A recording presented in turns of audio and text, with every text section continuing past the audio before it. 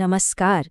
संविधान ने हमें बहुत सारे अधिकार तो दिए हैं, पर क्या हम ये जानते हैं कि उन अधिकारों की रक्षा के लिए हमारे पास 5 सुपर पावर्स भी हैं?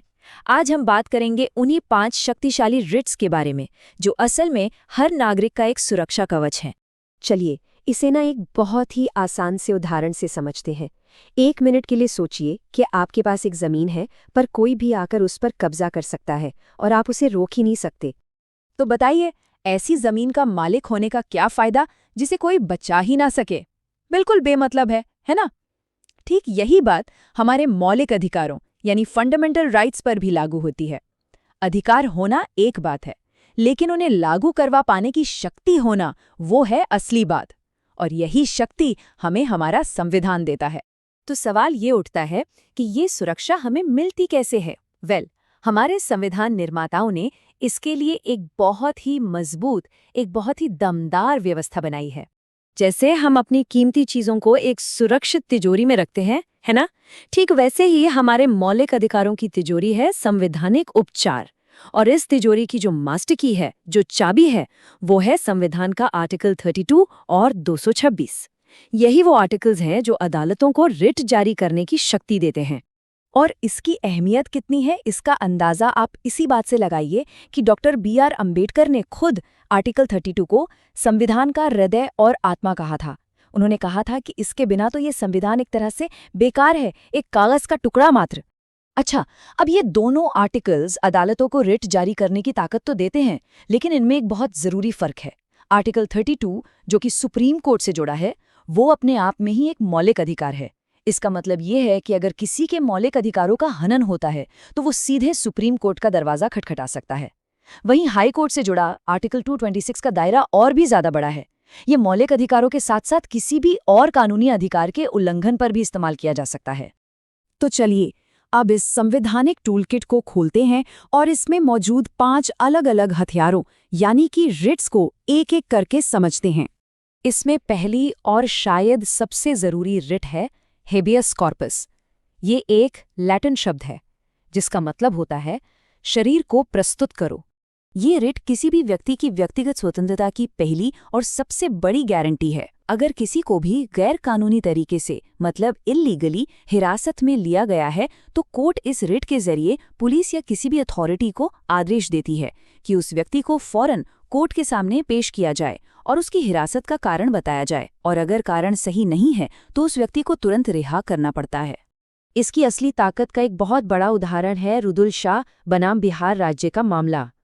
रुदुल शाह को उनकी सजा पूरी होने के 14 साल बाद तक भी जेल में रखा गया था। सोचिए, 14 साल। हेबियस कॉर्पस रिट के जरिए न सिर्फ उन्हें रिहाई मिली, बल्कि इस नाइंसाफी के लिए उन्हें मुआवजा भी दिलवाया गया। हमारी लिस्ट में दूसरी रिट है मैंडेमस, जिसका सीधा सा मतलब है हम आदेश देते हैं। कई बार ऐसा होता है ना कि सरकारी अधिकारी या संस्थाएं अपना वो काम नहीं करती जो करना उनकी कानूनी जिम्मेदारी है। तो ये रिट कोर्ट को वो शक्ति देती है कि वो किसी भी पब्लिक ऑफिशियल, कॉरपोरेशन या निचली अदालत को उनका सार्वजनिक कर्तव्य, उनकी पब्लिक ड्यूटी पूरा करने का आदेश दे। इसे एक आम उदाहरण से समझते हैं। मान लीजिए किसी स्टूडेंट ने अपनी पढ़ाई पूरी कर ली, सारे एग्जाम्स भी पास कर लिए, लेकिन यूनिवर्सिटी उसकी डिग्री देने से मना कर रही है। अब डिग्री देना तो यूनिवर्सिटी का सार्वजनिक कर्तव्य है। ऐसे में वो स्टूडेंट मैंडेमस रिट के जरिए कोर्ट जा सकता है और कोर्ट यूनिवर्सिटी को डिग्री जारी करने का आदेश दे सकती है। अच्छा, अगली जो 2 रिट्स हैं, प्रोहिबिशन और सेशुरारी, वो एक सिक्के के 2 पहलुओं की तरह हैं, और इन्हें समझने का सबसे अच्छा तरीका है एक मशहूर कहावत। हम सबने सुना है, इलाज से बेहतर रोकथाम है, यानी prevention is better than cure. बस यही फॉर्मूला यहाँ भी काम करता है। पी से प्रिवेंशन यानी रोकथाम, और पी से ही प्रोहिबिशन, और सी से क्योर यानी इलाज, और सी से ही सेचुरारी। तो एक रिट गलती होने से पहले रोकती है और दूसरी गलती हो जाने के बाद उसे ठीक करती है। तो पहले बात करते हैं इलाज की, यानी कि सर्टिटोररी की। इसका मतलब होता है प्रमाणित किया जाना। होता ये है कि जब कोई निचली अदालत या ट्रिब्यूनल अपने अधिकार क्षेत्र से बाहर जाकर या कानून के सिद्धांतों के खिलाफ कोई फैसला सुना देती है, तो जो ऊपरी अदालत है वो इस रिट के जरिए उस केस के सारे रिकॉर्ड्स मंगाकर उसकी समीक्षा करती है, और अगर फैसला गैर कानूनी पाया जाता है तो उसे रद्द मतलब क्वॉश कर दिया जाता है। और अब आते हैं रोकथाम पर, यानी प्रोहिबिशन पर, जिसका मतलब ही होता है मना करना या रोक लगाना।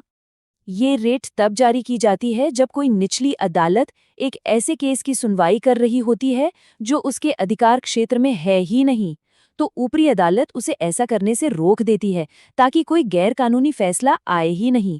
मतलब ये बीमारी होने से पहले ही उसका बचाव है। और अब हमारी इस संवैधानिक टूलकिट का 5वां और आखिरी हथियार, जो सीधे तौर पर सार्वजनिक पदों यानी पब्लिक ऑफिसेज से जुड़ा है। इस आखिरी रिट का नाम है क्वो वॉरांटो, जो अपने आप में ही एक सवाल है। इसका मतलब है किस अधिकार से। अगर कोई व्यक्ति किसी ऐसे सरकारी पद पर बैठा है जिसके लिए वो योग्य नहीं है या जिसकी नियुक्ति गलत तरीके से हुई है, तो कोई भी नागरिक इस रिट के जरिए कोर्ट में उसकी नियुक्ति को चुनौती दे सकता है। कोर्ट फिर उस व्यक्ति से पूछती है कि भाई आप किस अधिकार से उस पद पर बैठे हैं, और अगर जवाब संतोषजनक नहीं है तो उसे वो पद छोड़ना पड़ता है। ये रिट सरकारी पदों पर पारदर्शिता और योग्यता को बनाए रखने के लिए बहुत जरूरी है। तो ये है वो 5 संवैधानिक हथियार। चलिए एक बार फटाफट से दोहरा लेते हैं। किसी को गैर कानूनी हिरासत से छुड़ाने के लिए हेबियस कॉर्पस, किसी सरकारी अधिकारी से उसका काम करवाने के लिए मैंडमस, निचली अदालत को गलत केस पर आगे बढ़ने से रोकने के लिए प्रोहिबिशन, अगर गलत फैसला हो गया है तो उसे रद्द करवाने के लिए सर्सियोरारी, और आखिर में किसी के सरकारी पद की वैधता को चुनौती देने के लिए क्वो वॉरांटो। तो देखिए, ये सिर्फ मुश्किल कानूनी शब्द नहीं है, ये वो चाबियां हैं जो संविधान ने हम सब, हर नागरिक के हाथ में दी हैं। ये सुनिश्चित करती हैं कि सत्ता का संतुलन बना रहे और किसी के भी अधिकारों का हनन न हो सके। और इन्हें जानना और समझना ही एक जागरूक और सशक्त नागरिक होने की पहली सीढ़ी है।